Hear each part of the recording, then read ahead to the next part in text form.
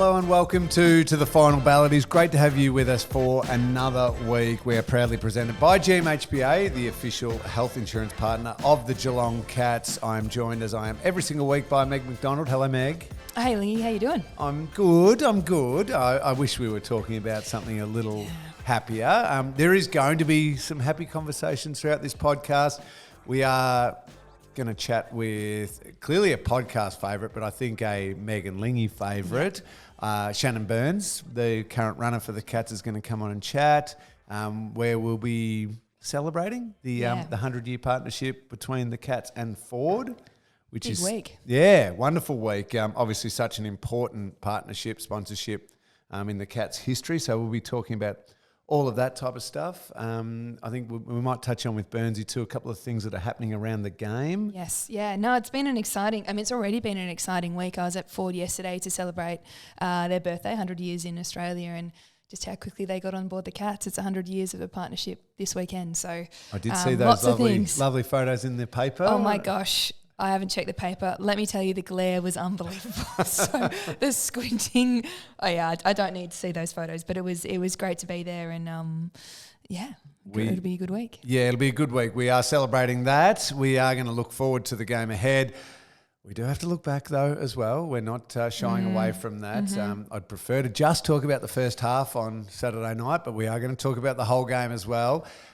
The segment that has kicked off the podcast the last 2 weeks. I feel like it's starting to become a bit of a favourite. We'll see. We'll see how we go. Meg's memo. Meg's memo. Have you got us another memo? I do. Once again, I recorded it at halftime. So we'll see. Okay. No, this could be a positive memo. Well, and Mum's already dreading it. I was at Mum's watching the game, and she was like, "You're not going to say that." Anyway, it needs no introduction, obviously. Here we go. Oh, I'm shivering just thinking about listening to myself. Here we go. Lingy, mate, good evening. Commiserations, my friend. I went so far as to navigate the Play HQ app, found your cricket team. Maybe we'll keep it on the DL, exactly which one it is. Bad luck today. Didn't quite get the premiership done. Saw you made 37, so best of field for your team. Hope you're celebrating the season that was, nonetheless. Anyway, it's halftime. Firstly, apologies to Cats fans. With 90 seconds to go in the second term, there, my mum said, because I'm at my mum's at the moment, and my mum said, "Oh, Brisbane have only kicked 2 goals. That's a bit sad." At which point I yelled at her, and then I yelled even louder when they then kicked their 3rd goal. But that's okay. Okay, highlights so far. Firstly, one thing I'm happy about in 2025 is Blitz back on his right foot. You know, he's just doing a bit, and then he absolutely sunk one from just over 45, I'd say. Love that. O'Sheen is playing a game. I mean, conditions excellent, and I feel like the Brisbane forward line have just got a few players where it's like, yeah, he can take care of business there. You know what I mean? But efficient by foot going forward as well. Loving that. Sully's playing a game as well. Like, really, I mean, nothing anyone listening on commentary doesn't know, because they're really celebrating it as well. But, just composed, winning the ground balls, really effective spoils aerially. So you're playing the conditions well, playing the opponent well. Love that. Really supporting one Jack Henry, who we're loving. Who else did I make note of? Just Tommy Atkins, because we love Tommy Atkins, built for these conditions and going to work in a shutdown role. Love to see it. I think I made that note before he got pinged holding the ball in D50, but that's okay. Again, as we said, that was Mum's fault. All right, let's hope this second half goes better than the last time I did a halftime voice memo. See you Tuesday. Love your voice memos. Oh, absolutely love your voice memos. I must say the tone of that one was I've gone and hidden in the bedroom, in the spare room, and squeezed it in, but it didn't turn out much different to last time. No, it didn't, unfortunately. Actually, I think we got the win that time. Thanks for the mention of the cricket. Appreciate that.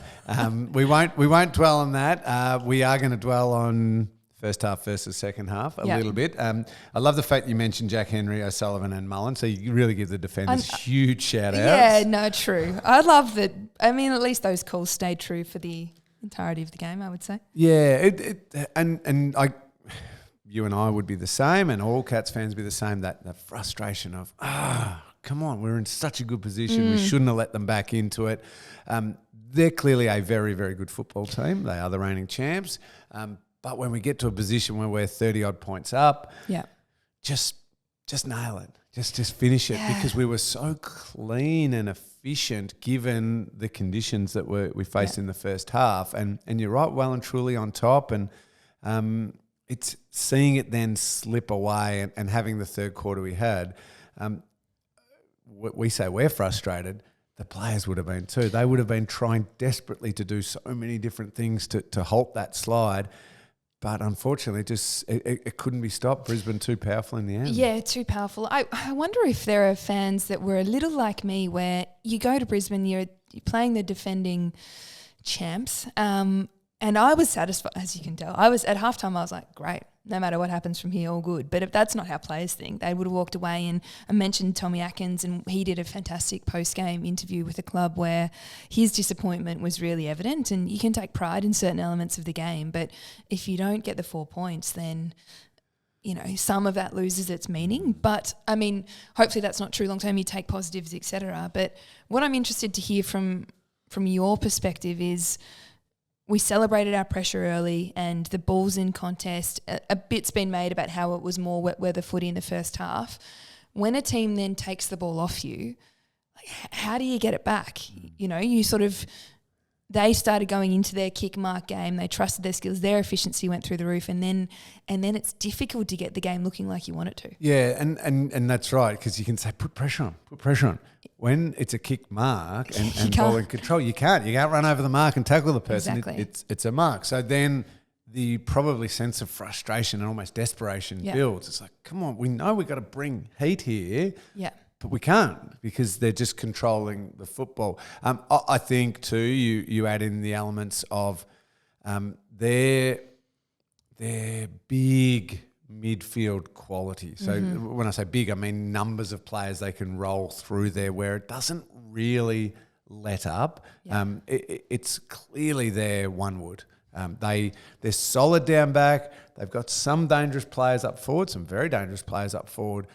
But overall, their game is built off the quality of their midfield and the fact that, let's call it their starting midfield, can then be rested and rolled to different parts of the ground or to the bench, and their second string midfield is as good as their first string midfield. So there was no let up. So I think as the game progressed, it was just they got greater control through that part of the game. Now, the numbers never got ridiculously out of control and contested possession and clearance and all that, but it was just an overwhelming control through the middle part of the ground, which made it hard for us to move the ball when we did win it back, but it also meant that they were able to move the ball quite efficiently, and that sense of frustration grew. Unfortunately, I mean, Max Holmes, we know, was really good in the game. Bailey Smith found a bit of the footy and worked incredibly hard. I think he had 11 tackles as well. We just weren't as efficient for as long through the middle part of the ground as what they were. Totally, our efficiency was really marked in the first quarter, really impressive. But towards and Axe spoke about this in his post game. We defended well, and I know I was at a presser with Danger yesterday, and he noted that the defence stood up, but the barrage that was coming in was probably unstoppable in the second half of the game. We've emphasised for a number of years, and the industry emphasises front half footy and how important it is to play. We were winning it back in the back half, and then we couldn't seem to get it past our sort of 60-metre out from goal. Harris Andrews is pretty good in terms of... and especially when there's enough pressure and enough intensity at the ball, Andrews can then confidently position himself where he wants to position. Yeah, it's coming in high. Yeah.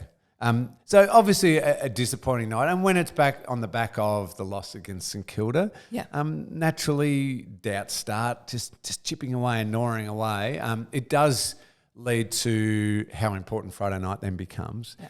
A Melbourne team who hasn't had a good start to the season and is copying it from all the external sources, but you start going through their names on paper and you go, that's still some very, very high quality, and in particular in the middle part of the ground again. So that's where the great challenge is going to lie. Okay, play like this for a big portion, not an entire portion of a game against the reigning premiers. Can we now extend that out to an entire game through the middle of the ground against a quality Melbourne midfield that still features Oliver and Petrarca and Viney and Gawn in the ruck and these types of players. Because that's where Melbourne will come out breathing fire on Friday night saying, let's get them through the middle of the ground. Contest, pressure. Turn it back into what we think of a Melbourne game, which might be the score of 70-60. Yeah, the challenge comes in, doesn't it, when you...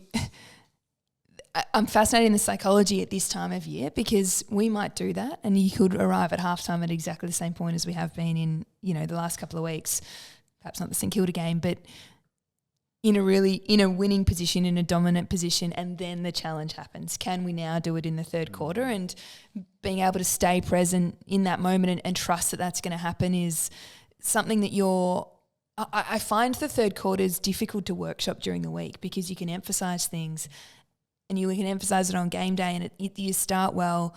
Being able to reset and maintain consistency from halftime is, I find, a difficult problem to solve. Yeah, and it's never as easy.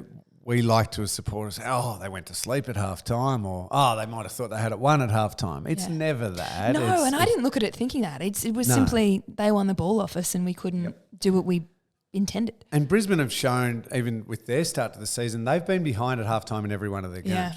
But they've won every one of their games. Yeah. They make adjustments, so they throw something different at you in the second half and sustain it for a long period of time and eventually get on top. That's a sign of a really, really good team. I think it's the great challenge for us because I think we're a really good team as well. Looking at the VFL results really quickly, Meg, the Cats having the win over the Northern Bull Ants by 30 points. One name, and as we always say, we don't have to drop anyone. We don't bring anyone out.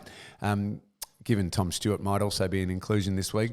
Looks like Sean Manor might have put his hand up for selection. I mean, we called for it last week, but I understand, get it done at VFL. Kicked 22 touches, I think, as well. To and that's, I'm sure Sean, throughout last year, learn about what we always speak about, which is go back to the VFL and get it done. And he's certainly doing that. And I think he seems as sure as ever before that, his position is in the AFL side and he'll... And important for the AFL side. Really important for the AFL side.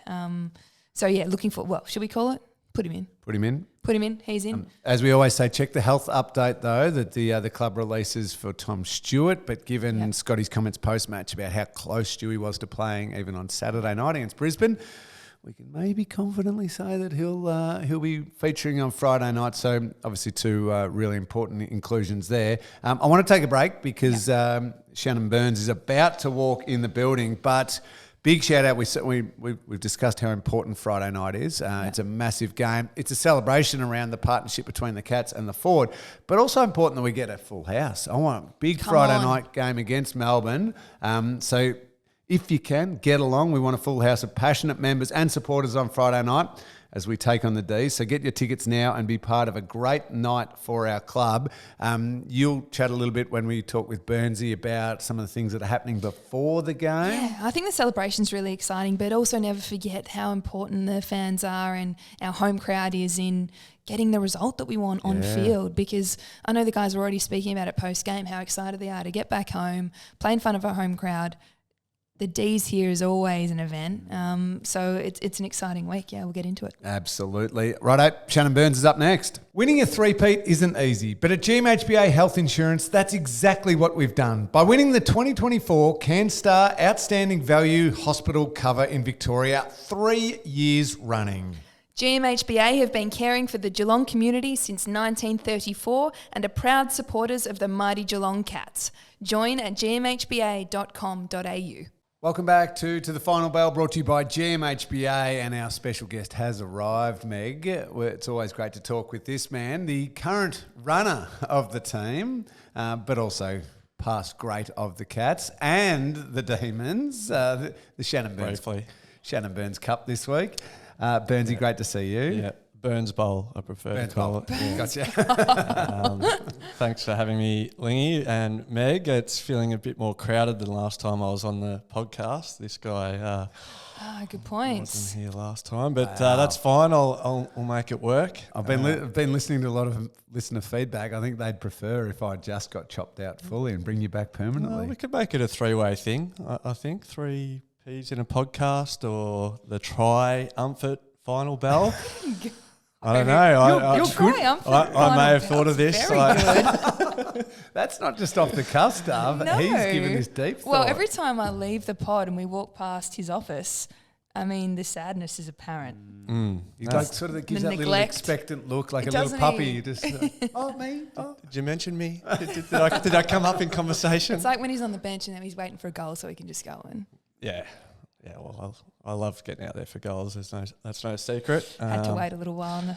Yeah, on the weekend would have liked to get out for a few more, but that's another thing. We're not going to talk too much about the weekend just gone. We've brought you on, apart from the fact we just love seeing you, to talk maybe a little bit of history, yours, but also the club's, because really excitingly, Burnsy, where the club is celebrating 100 years of the partnership with Ford. Amazing. Incredible. You've been through such an incredible your own journey with the club. Obviously that drought-breaking premiership of 07, the wonderful career you've had. You did briefly go away for a little while, and then we managed to drag you back here and be part of not just a runner, but obviously the player development role that you do as well. To know that there's an incredible sponsor and support and everything like that synergy of Ford and Geelong must be nice. Yeah, Ford have been unbelievable. And I think I actually went out to like the 85th year anniversary or whatever you want to call that with I think James Kelly went out there to Ford to celebrate that. Must have been 2010. So here we are at 100 years, which is it is. It's an incredible sponsorship. I think it's one of the biggest and longest serving in the world. So that's not lost on me either. And yeah, I've had many great memories with Ford. I drive a Ford, and I've had some experiences out at Sandown actually through the club, which I wouldn't have got without Ford. Went out there with Mark Winterbottom, Steve Johnson, and one of the other the supercar drivers. It escapes me at the time, but what I do remember is beating Stevie on that day. And he really rates himself as a driver as well. So me and Frosty Winterbottom really got the job done that day out at Sandown, and I've still got the little trophy at home, this little steering wheel.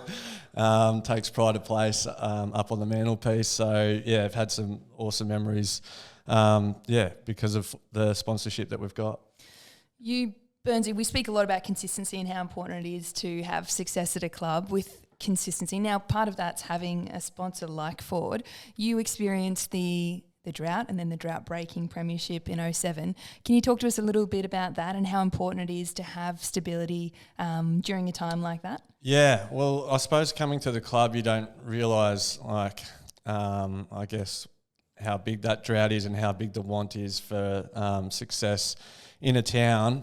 It was really, I guess, made clear to me how much this town wanted some silverware in 06 when we, as Lingy will remember well, we won the NAB Cup, which was a big deal back then. I want to make that clear. Yes. I remember being a kid and it being a big deal. It was super exciting. Yeah. So we beat Adelaide over in Adelaide, and it was unexpected. I think the Adelaide people were really thinking that was a foregone conclusion that they were going to win that one. And when we came back triumphant from our win of the pre-season cup, the town had gone mad. This ground was full.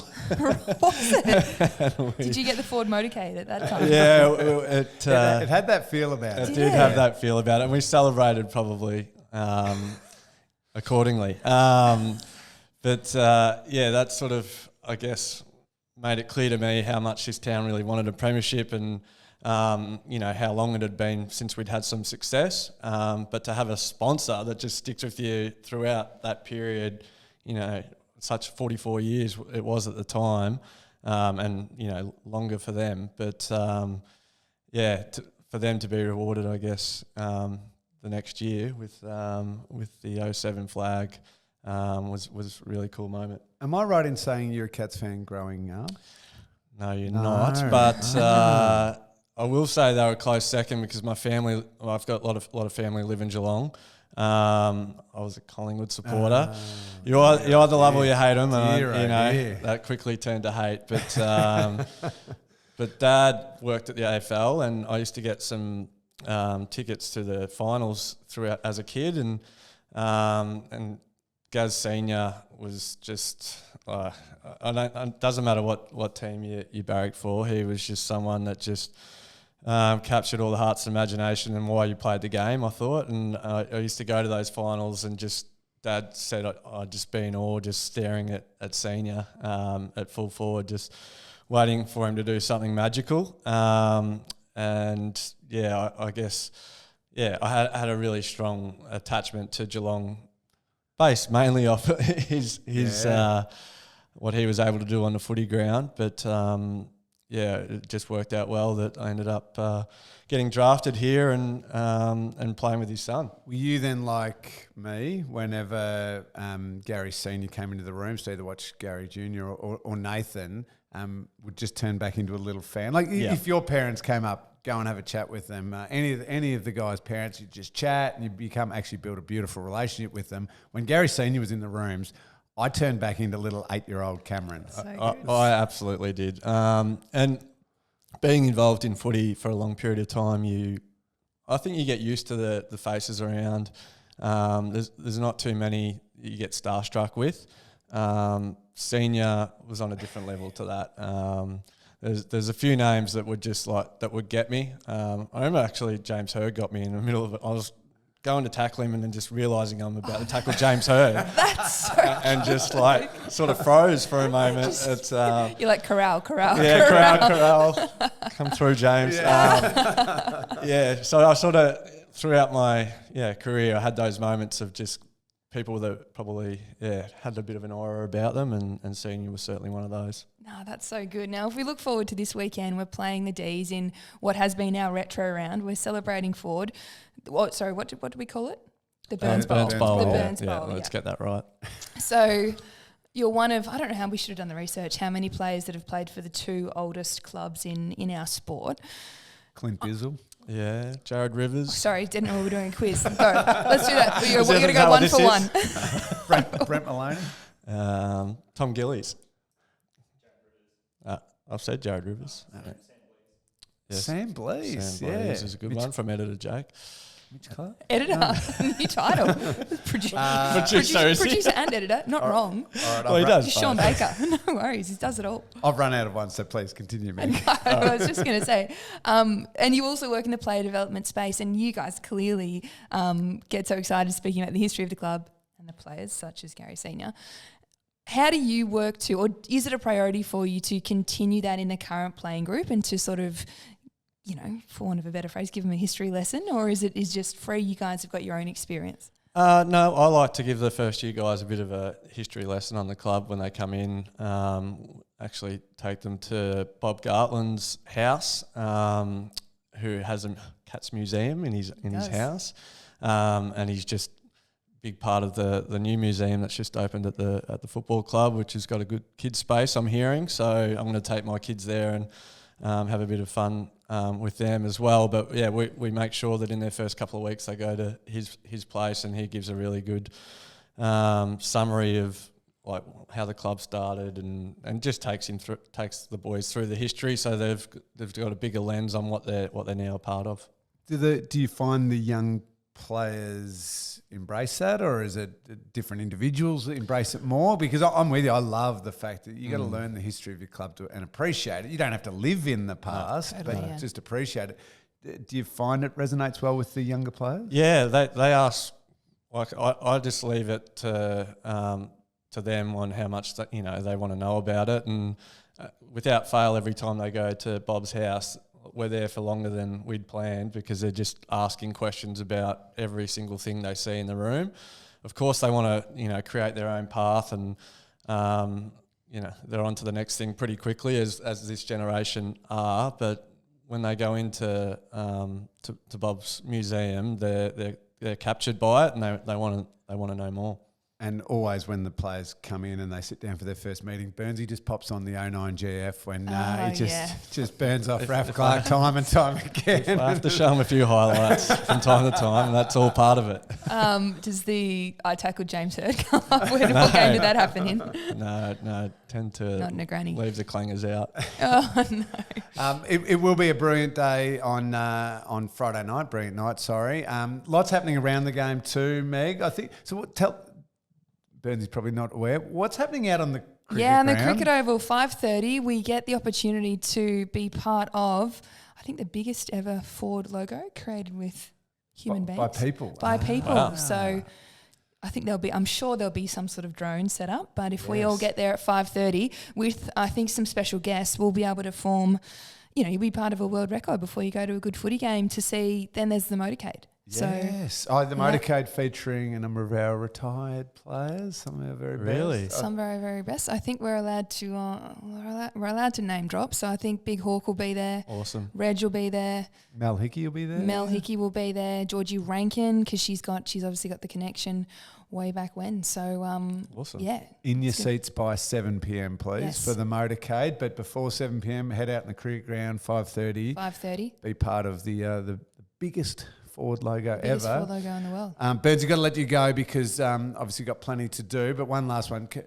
As a runner, we like to tease you about the fact that you do get out there and make sure you go and quickly do a pretend message to the guys just kicked a goal. Yes. Yeah. But in I'm all good at that. seriousness, Very good at that. can you give our listeners just a little insight at what it is like to be a runner? We're imagining you're just copping sprays from the coach. There's funny stories. There's banter on the field. What's life really like for a runner in the middle of a game? Well, Scotty's not one for the big spray, so he's very measured in his approach, and I guess that the amount of time you're allowed out in the ground these days is much shorter than it used to be, so you couldn't just go out there for the spray and tell him to be better, that type of thing. There is that does pop up from time to time, and generally I'll go out there and go, what am I going to say? And the player tends to know. He has that look. Yeah, I know. And sometimes the coach really wants that message to get across, so you might have to pretend you're giving them something a little bit harsher. Oh, okay. The body language is doing one thing, the words are doing another. Yeah. Okay. So there's an art to that.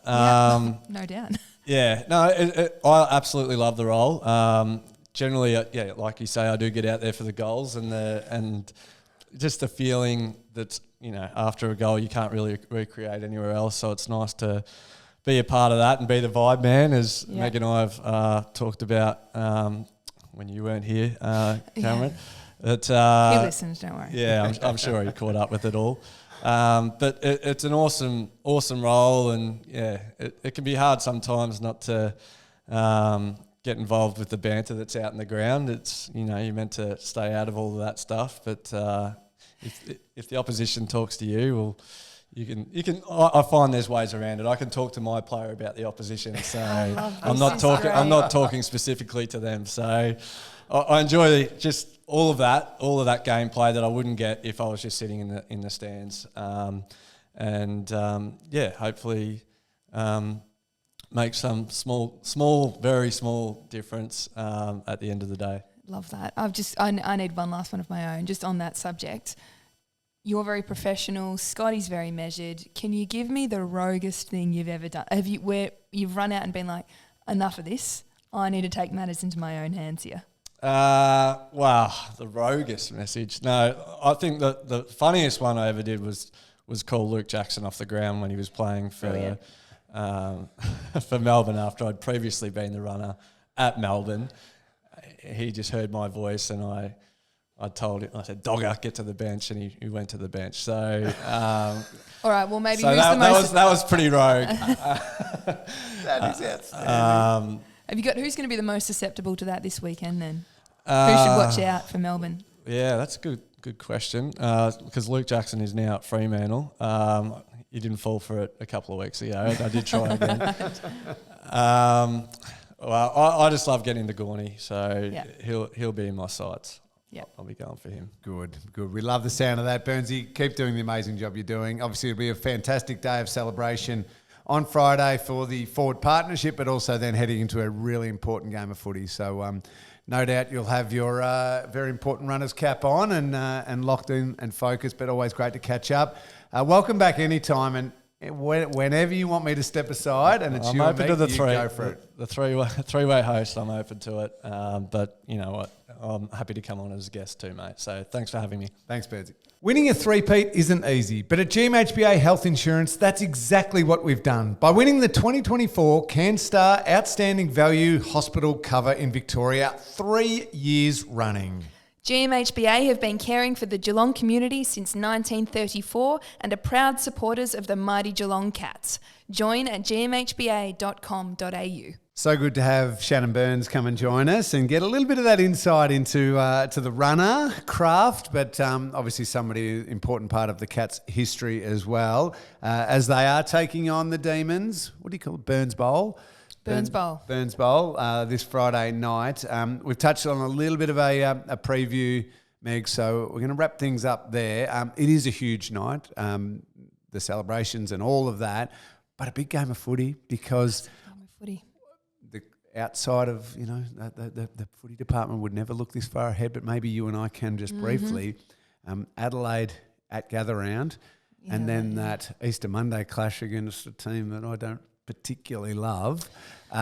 It's a big few weeks coming up, so when we do get a game here at GMHBA Stadium, important we just absolutely nail it in front of hopefully a huge Cats crowd. No, well said. It's a busy month ahead, and I don't think they're undefeated, those next two teams. Is that right? Mm-hmm. That is correct. That's all right.